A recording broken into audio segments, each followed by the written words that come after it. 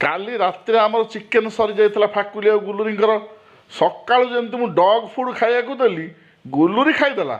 ଫାକୁଲିର ଏକା ଜିଦ୍, ବାପା ଚିକେନ୍ ନହେଲେ ମୁଁ ଖାଇବିନି, ମୁହଁ ଫୁଲେଇକି ରୁଷିକି ଶୋଇଲା। କ'ଣ ଆଉ କରିବି, ବାପା ହେଇଛି ଯେତେବେଳେ ଆଉ ଝିଅର ଦୁଃଖ ଦେଖିପାରିବି।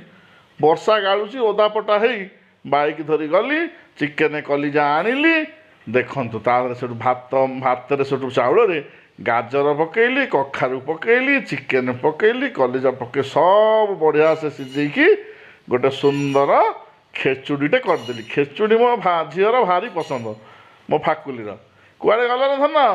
ଫାକୁଲି ଗୁଲୁରି ଦେଖ ଆସ, ରେଡ଼ି ହେଇଗଲା ଖେଚୁଡ଼ି। ହେଇ ଫାକୁଲି ଆଗ ଖାଇବ, ଜମା ଖାଇନି ସକାଳୁ ମୋ ଝିଅ। ଏଇ ଯେମିତି ଚିକେନ୍ ହେଇଗଲା ଖେଚୁଡ଼ି, ମୋ ଫାକୁଲି କି ଖୁସି। ଖା ଲୋ ମା ଖା। ଗୁଲୁରି ଦୁଇଟା ଖାଇଛି ଡଗ୍ ଫୁଡ଼୍, ହେଲେ ତାକୁ ଟିକେ ଦବା, ନହେଲେ ତା ମନ ଦୁଃଖ ହବନି। ମା ଖାଇଲା ଖେଚୁଡ଼ି ଚିକେନ୍, ସେ ଖାଇବନି? ଗୁଲୁରି ଆରେ କୁଆଡ଼େ ଗଲୁ ବା? ସେ ଯାଇ କୁଆଡ଼େ ବେଡ଼ରୁମ୍ରେ ତାର ପଶିଛି। ଦେଖିବା କୁଆଡ଼େ ଗଲା।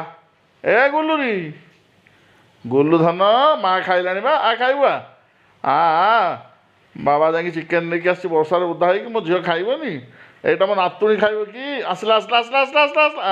ଗୁଲୁରି ଆସିଗଲା। ଗୁଲୁରି ଦାବି ଦେବ, ସେ ଛାଡ଼ିବ? ଖାଇଥିଲେ ବି ଛାଡ଼ିବନି। ଚିକେନ୍ ହେଇଛି ଟି, ଏଇନା ମା ଝିଅ ଦାବି ଦେବେ, ଦାବି ଦେଇକି ଆରାମରେ ଶୋଇପଡ଼ିବେ। ଖା ଖା ଖା ଖା ଖା, ପେଟେ ପେଟେ ଖାଇଦିଅ, ମୋତେ ହଇରାଣ କରିବନି ସନ୍ଧ୍ୟାରେ। ହେ ଦେଖନ୍ତୁ, ପେଟେ ଖାଇଦେଲା, ଶାନ୍ତିରେ ଆସି ବସି ପଡ଼ିଲା ମୋ ଫାକୁଲି ରାଣୀ। ମୋ ଧନଟା କି ଏଇଖିଣା ଏସି ଲାଗିଯିବ, ମୋ ଝିଅ ଶାନ୍ତିରେ ଶୋଇପଡ଼ିବ। ସମସ୍ତଙ୍କୁ କହିଦିଅ ନମସ୍କାର।